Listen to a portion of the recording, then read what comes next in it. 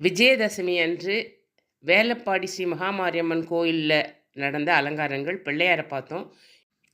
கருவறையில் மகாமாரியம்மன்,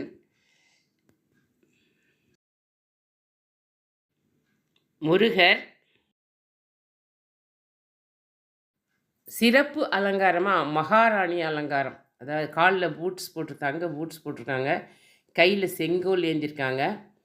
மகாராணி இந்த உலகத்தையே ஆளுகின்ற லோகநாயகின்னு வச்சுக்கலாம், அகிலாண்டேஸ்வரின்னு வச்சுக்கலாம்.